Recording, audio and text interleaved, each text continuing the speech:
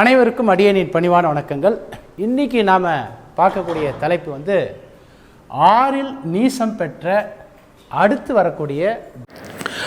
வரக்கூடிய புதன் திசை எப்படி இருக்கும். அதாவது இந்த ஜாதகருக்கு அடுத்து வரக்கூடிய புதன் திசை எப்படி இருக்கும்.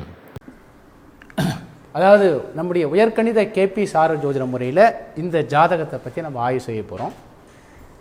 அதாவது இந்த ஜாதகத்துடைய டேட் ஆஃப் பர்த்து 4/5. இந்த ஜாதகர் வந்து போன வருஷம் டிசம்பர் மாதம் நெருக்கத்தில் எங்கிட்ட வந்தார்.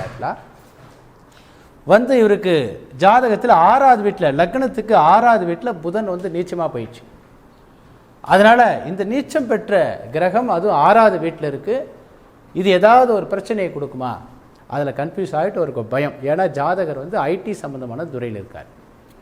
இவருக்கு ஓரளவுக்கு ஜோதிடமும் தெரியுங்கிறதால அடியனுடைய யூடியூப் வீடியோ நிறைய பார்க்குறதால கேபி முறையில், உயர்கணித கேபி சார ஜோதிட முறையில் இந்த ஜாதகத்தில் அடுத்து வரக்கூடிய புதன் தசை, இன்னும் கொஞ்ச நாளில் புதன் தசை வந்துடும்.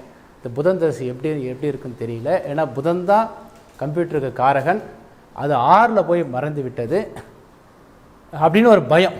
நீசம் வேற பெற்று விட்டது, அதனால் அவருக்கு ஒரு பயம். இப்போ இந்த ஜாதகத்தை கேபி முறையில் அனலைஸ் பண்ணுறதுக்கு முன்னாடி ஜென்ரலாக பார்த்துக்குங்க, இது ஒரு பொது ஜாதகம். நல்லா புரிஞ்சுக்க, திரும்ப நம்ம வீடியோவில் சொல்கிறது எல்லாமே இது தனிப்பட்ட ஜாதகம், தனிப்பட்ட ஒருவருக்கு உண்டான ஜாதகம் இல்லை.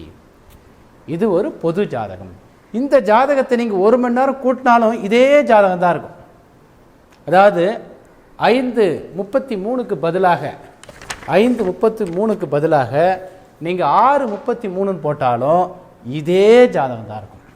அது மட்டும் இல்லை, நீங்கள் 4/5/1985க்கு பதிலாக 3/5 அப்படின்னு போட்டாலும் இதே ஜாதகம் தான் இருக்கும்.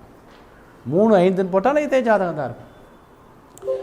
இந்த மாதத்தில் பிறக்கிற எல்லாருக்குமே நீங்கள் டேட்டை மட்டும் ஒரு 10 நாள் குறைங்க, 10 நாள் கூட்டுங்க. சந்திரன் மட்டும் 2 நாளைக்கு 1 டைம் மாறுமே ஒழிய மீதி கிரகம்லாம் ஒரே மாதிரி தான் இருக்கும். அதனால் இது இவருக்கு மட்டுமே உரிய ஜாதகம் இல்லை. இது ஒரு பொது ஜாதகம். இதை வைத்து நாம் ஒருத்தருக்கு எதிர்காலத்தை அவசரப்பட்டு நிர்ணயம் செய்யக்கூடாது.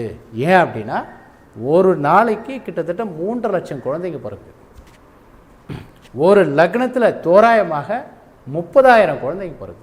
அப்போ 30,000 குழந்தைங்களாம் ஒரே மாதிரி இருக்குமானா இருக்காது. அதனால் இது பொது ஜாதகம். இந்த மாதத்தில் பிறந்த எல்லாருக்குமே கிட்டத்தட்ட இதே ஜாதக அமைப்பு தான் இருக்கும் இந்த லக்னத்தில் பிறந்தவங்களுக்கு.